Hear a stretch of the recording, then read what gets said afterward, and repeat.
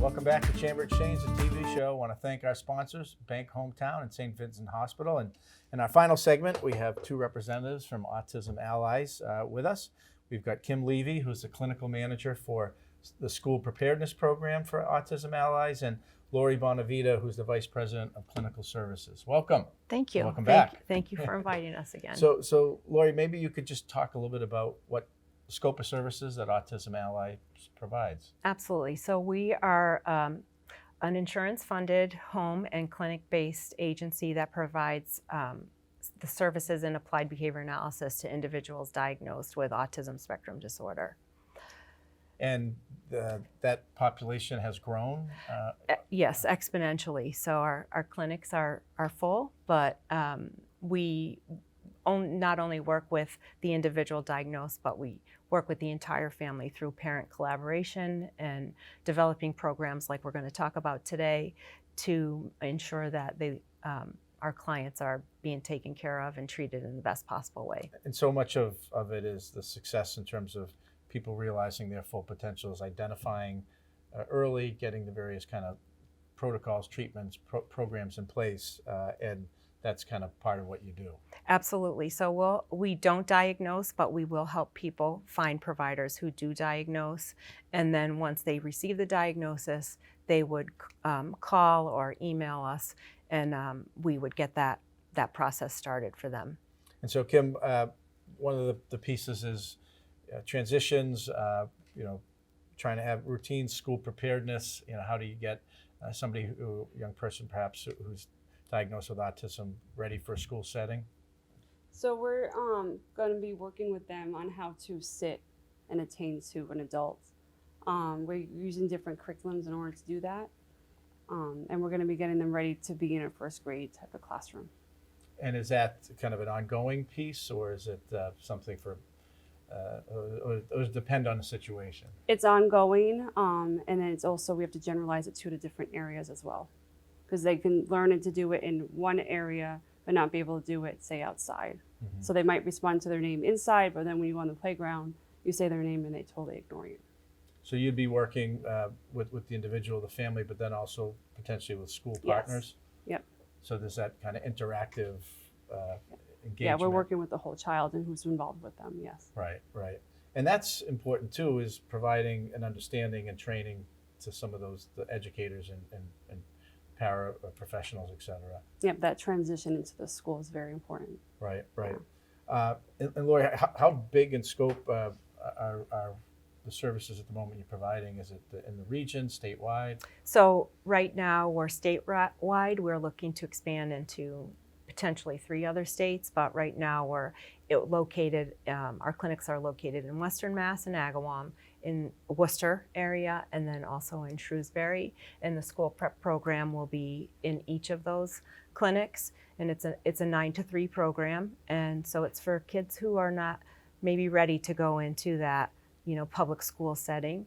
So we're going to try and give them the skills to, recognize their name when it's listed on a locker or a cubby, and manage those materials and learn from a group. So we're not academic at all. We are not a school. We work on the behaviors that a child would need to be ready for first grade. And again, you mentioned, just to be clear, it's you work with the individuals and the families and their health insurance or... Right, this is all health insurance funded. So some insurance companies do require a copay, but most do not. So to a family who has a child who is not ready for school and needs those ABA services, we've developed the program with Kim in the lead to make sure that they get what they need. Right, okay. Not something you contract with school systems for. It's individual, nope. Kind of family based. Absolutely. Another one of the programs, in addition to the school preparedness, is the drowning prevention. That time of year, summer, people, the beach, the lake, the pool, et cetera. So also work with individuals and families on drowning prevention and water awareness. Yeah, so it's a lot of children with autism tend to wander off and not realize danger. So they might see a body of water and be like, oh, that looks like fun. And the parents may not know they wandered off because they're busy doing something. this helps teach them skills so that to prevent drowning when they're conscious. So if they do fall in, how do I float on my back? How do I turn around and get out with their clothes on? Mm-hmm. And part of your background here is Red Cross swim instructor certified. So again, probably a hands-on process. Yes. So it's working with BTs and the clients in the water and how to do the skills. And then it's also involving the parents as well on teaching them, okay, when I tell you to wait, you're going to wait before you enter the water.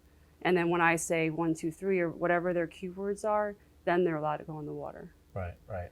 Now, is that something private pay? Is that something insurance covered? Because it's just drowning prevention. It's not swimming lessons. Right. So insurance is covering it until they've had the skills to prevent drowning. And then if they want swim lessons, they can apply somewhere else because they'll learn how to sit on a wall and wait. So they'll also have the skills in order to take swim lessons too. Right, right.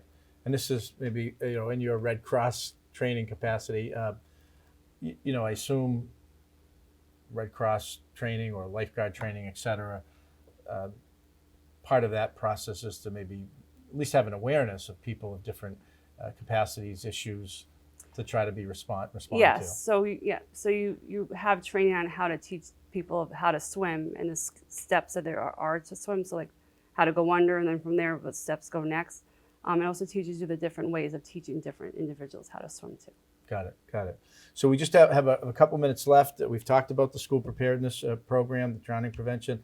Laurie, are there other kind of services that Autism Allies provides that the individuals' families can access? Well, one of the great things about, I think, where I work is that we're always looking at bringing in different programs that would benefit individuals and families who carry the diagnosis. So we're looking at bringing speech services into our clinic as well, because typically individuals diagnosed have speech delays or articulation problems or that social communication piece struggle. So we're looking to have speech language pathologists become part of our team, always trying to think out of the box about what would these kids that we are honored to service benefit from. So we're lucky to have a BCBA on our staff who is, EEC certified and Red Cross certified, and she came up with these ideas and we just flew with them. So. Well, good stuff. Kim Levy, clinical manager for the school preparedness program and also working with the drowning prevention program, and Laurie Bonavita, who's the vice president of clinical services for Autism Allies. Thank you for being with us and updating on some of the new innovations working with the autism community. Our pleasure. Thank you. All right. Well, thanks for being with us on this last segment and this edition of Chamber Exchange, the TV show. And once again, thank our sponsors, St. Vincent Hospital and Bank Hometown.